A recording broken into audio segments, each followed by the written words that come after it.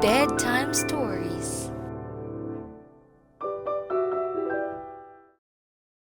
Usborne, Illustrated Stories for Bedtime. Androcles and the Lion. A long time ago, there lived a man named Androcles. He was so poor. All he had to eat was one measly piece of bread a day. But because he was kind, he always shared what little he had with his friends. Androcles worked as a slave in a big villa near the city of Rome. The villa belonged to a rich and lazy man named Brutus Flavicus. Brutus worked his slaves hard. Every day, Androcles had to scrub the villa steps, mop all the floors, make all the beds, sweat over a hot stove, serve what felt like hundreds of meals, and spend all evening up to his elbows in dirty dishes.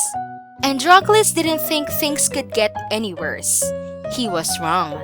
Brutus began feeding him stale bread to save money. "Even the birds won't eat it," sighed Androcles, "and I don't blame them. There's only one thing left to do," he thought. "I'll have to run away." That night, he waited until Brutus was asleep. Then he sneaked out of the villa and ran into the forest. Androcles had never been in the forest before. Spooky eyes stared out at him from their creepy shadows. Suddenly, he heard a gruff, snarling noise coming from behind a bush. Androcles felt a shiver run up his spine. Who's there?" he croaked nervously as he crept closer and closer. Carefully, he peered around the bush and came face to face with a huge lion. The beast let out a loud roar and Androcles ran for cover. But to Androcles' surprise, the lion didn't run after him. He just sat where he was, as still as a statue. "That's odd," thought Androcles. He was so puzzled. He cautiously tiptoed back. Why didn't you chase me?" he asked timidly. "I can't run," sniffed the lion. "I can't even walk. I was out for a stroll when I got this thorn stuck in my paw. It stinks like crazy." "You poor thing," said Androcles. "Let me see if I can take it out for you." Androcles took hold of the lion's paw and gripped the thorn. "This might hurt a little," he warned. "Just do it quickly, please," pleaded the lion. Androcles tugged out the thorn as fast as he could. "Ouch!" yelped the lion. "All done," said Androcles, waving the thorn under the lion's nose. "Whew!" puffed the lion. "That feels so much better. Thanks for helping me out. My name's Leo, by the way." "And I'm Androcles." The lion smiled and gave his rescuer a big sloppy lick. "Hey, that tickles," laughed Androcles. From then on, he and Leo were the best of friends. A snug cave in the middle of the forest became their new home. Each morning, Leo went out into the forest looking for food. There were plenty of juicy berries and crunchy nuts to be found if you knew where to look. Leo brought the food back to Androcles, who turned it into delicious meals. One day, Androcles was enjoying his morning walk when he saw a stranger. "That's odd," thought Androcles. "Hardly anyone comes into the forest." He crept closer to get a better look. As Androcles got nearer, he recognized the man's uniform. "A soldier!" he thought with a shiver. "What's he doing around here?" The soldier unrolled some paper. Androcles gasped when he saw what was written on it. As Androcles watched in horror, he felt a bug land on his nose. It tickled so much he couldn't stop himself from "Achoo!" "Hey, you!" cried the soldier in surprise. What are you doing sneaking around this forest? Stuttered Androcles. Just a second, said the soldier. I recognized you. You're the escaped slave. Stop in the name of the emperor, yelled the soldier, drawing his sword. As the soldier chased him, Androcles felt his heart thumping through his chest, but he dared not stop.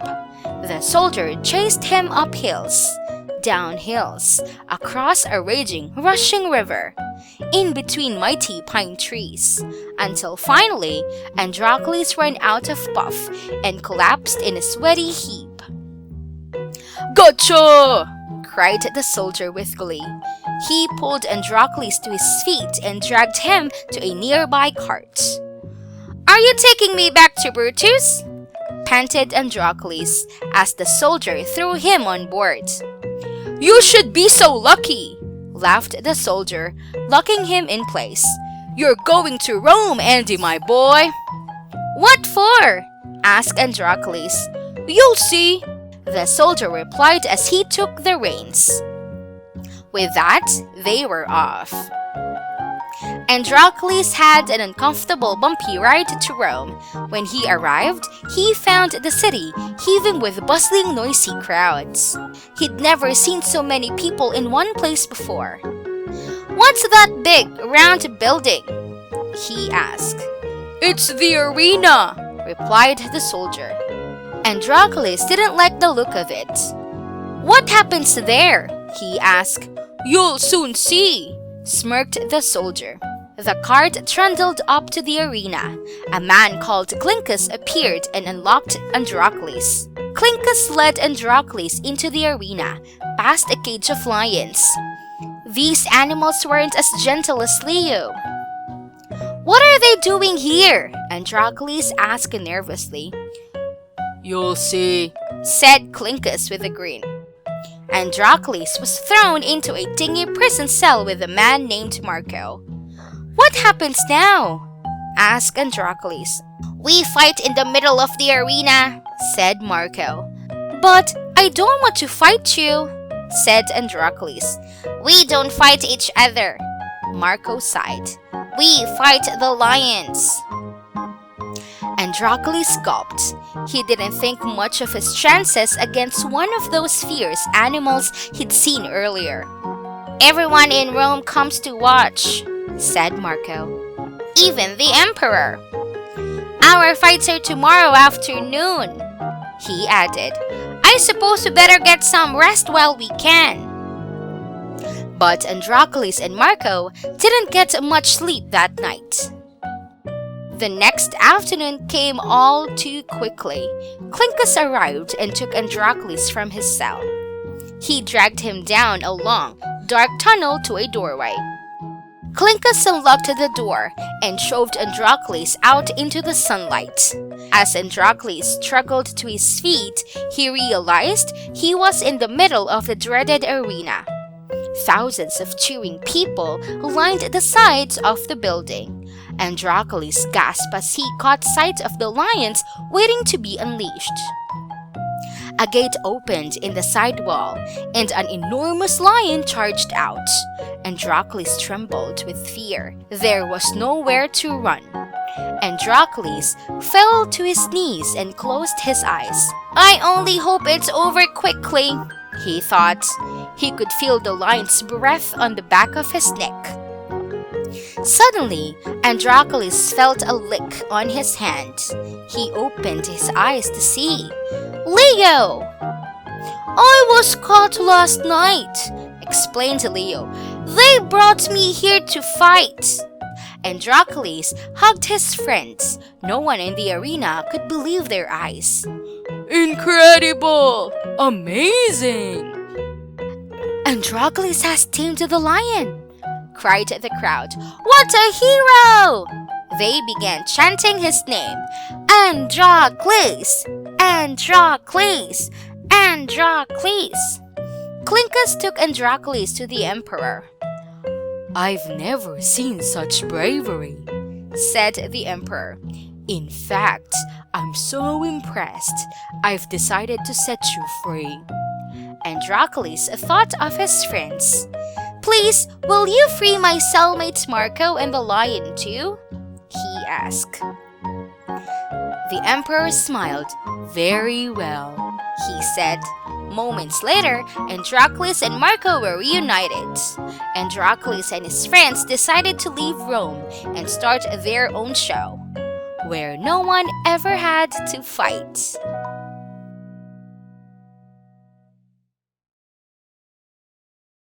Usborne, Illustrated Stories for Bedtime. Androcles and the Lion.